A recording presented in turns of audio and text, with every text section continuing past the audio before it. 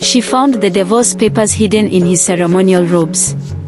Her own husband was planning to abandon her and steal her family's ancient fortune worth more gold than 1,000 camels. In the golden kingdom of Zafira, beyond the Great Sahara Desert, there lived a woman named Zalika. She was the daughter of the most powerful spice merchant in all the land. Her father had taught her the secrets of trade routes, hidden treasures, and ancient banking ways before the fever took his life.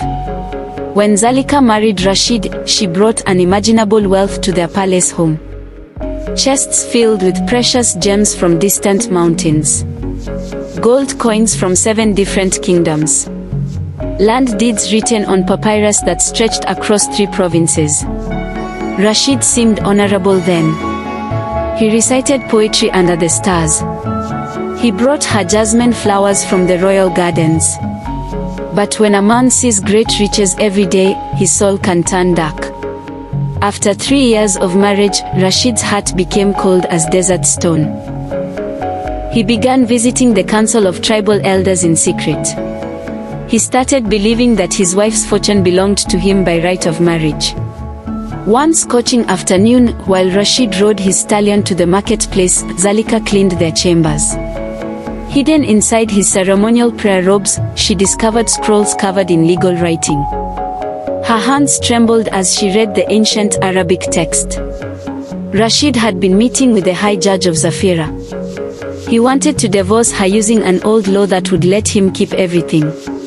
In their kingdom, if a man claimed his wife had dishonored the family, she would be cast out with nothing. The scrolls revealed his entire plan. He would accuse her of visiting other men. He would say she had shamed their bloodline.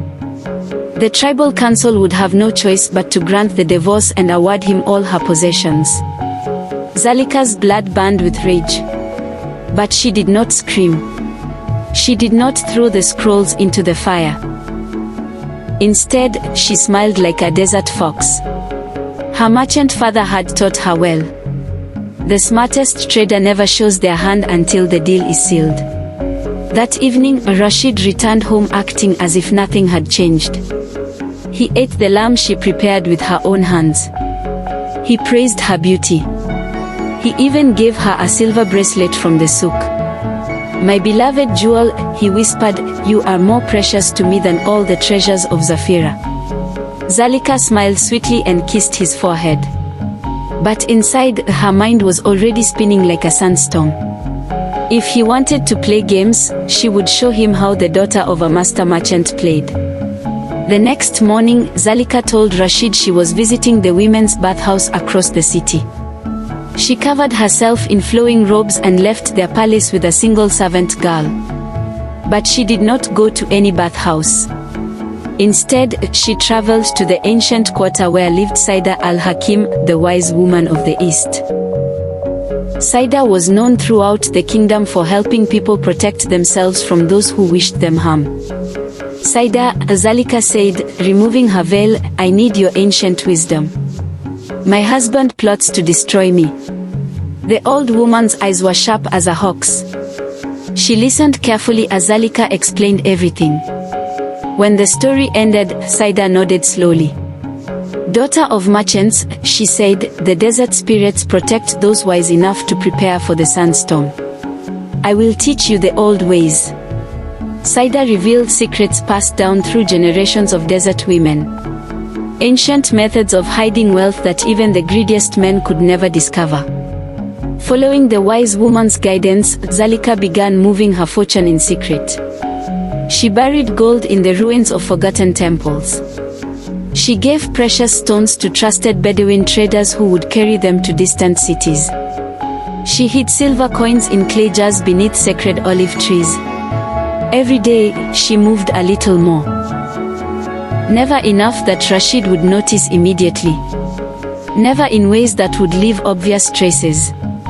At home, Zalika continued playing the perfect wife. She prepared his favorite honey cakes. She listened to his stories from the marketplace. She asked about his business dealings with genuine interest. Rashid relaxed completely, believing his secret plan was working perfectly. But while he slept under silk blankets, Zalika searched through his possessions. She found more scrolls, letters to other men in the tribal council, documents showing he planned to sell her father's trading routes to foreign merchants. She also discovered something that broke her heart like pottery hitting stone. Rashid had been secretly meeting with Layla, a young dancer from the royal court. The papers showed he planned to marry Layla the moment he got rid of his current wife. Still, Zalika kept her emotions locked away like treasure in a vault. She made copies of everything. She memorized every detail. She prepared for the battle she knew was coming. One evening, as they shared dates and mint tea, Rashid began speaking about a friend's recent divorce. "It is tragic when marriages fail," he said, watching her reaction carefully. "Sometimes husbands and wives grow apart like sand dunes shifting in the wind." Zalika nodded thoughtfully. "Yes, very sad. A wise woman must always be prepared for life's storms." Rashid smiled, thinking she understood nothing. Most women are not clever enough for such preparation. They trust too easily. "Perhaps," Zalika replied. "But the smart ones learn from watching the desert. They see storms coming from far away." He laughed, not realizing she was talking about him. Days passed like desert mirages. Rashid grew bolder in his deception. He started returning home after midnight. He bought expensive new robes. He even brought home rare frankincense, claiming he was celebrating successful business deals. But Zalika knew the truth. He was celebrating because he believed his plan was unfolding perfectly. Then came the day Rashid struck like a viper. He summoned the tribal council to their palace. He stood before Zalika in their great hall and made his announcement. "This woman has brought shame upon our noble house," he declared loudly. "I have proof she has been unfaithful. According to our ancient laws, I am casting her out.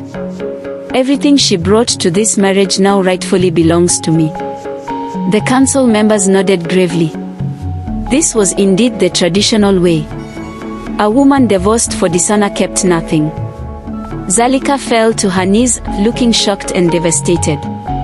Exactly as Rashid expected. "Please, my husband," she begged, playing her role perfectly. "Do not destroy me like this. Where will I go? How will I survive in the desert alone?" Rashid's chest swelled with pride. His plan had worked flawlessly. "You should have considered that before dishonoring our marriage," he said coldly.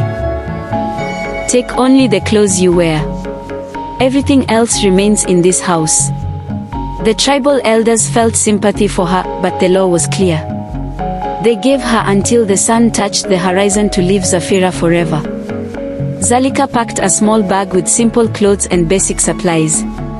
She wept loudly, making sure the entire palace heard her anguish. Servants and neighbors watched sadly as she walked through the great gates, head covered, looking completely broken. But the moment she disappeared into the crowded bazaar, Zalika's tears stopped flowing. Her shoulders straightened like a warrior's. Her steps became quick and determined. She walked directly to Saida's house in the ancient quarter, where the wise woman waited with a knowing smile. "How do you feel now, daughter of merchants?" Saida asked. "Free as a hawk soaring above the dunes," Zalika replied. "Completely and perfectly free." For the next several days, Rashid searched everywhere for his wife's missing fortune. He dug holes in their garden. He tore apart every room in the palace. He questioned servants, neighbors, and distant relatives. But he found nothing. The gold had vanished like morning mist. The precious gems had disappeared like mirages. Even the ancient land deeds had somehow evaporated. Slowly, like dawn breaking over sand dunes, Rashid understood the horrible truth. The quiet, obedient wife he thought he controlled had outsmarted him completely. She had moved everything before he could steal it. Meanwhile, in a prosperous city beyond the mountains, Zalika used her hidden wealth to build a new empire. She established trading posts. She created caravans that crossed 3 kingdoms. She helped other women who had been betrayed by greedy husbands. Word of her story spread like desert winds across the land.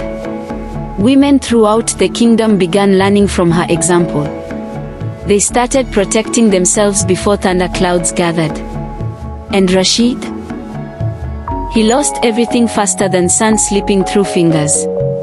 The tribal council banished him when they discovered his lies about his wife. Layla refused to marry a man who owned nothing but shame. He became a beggar in the same streets where he once rode proudly.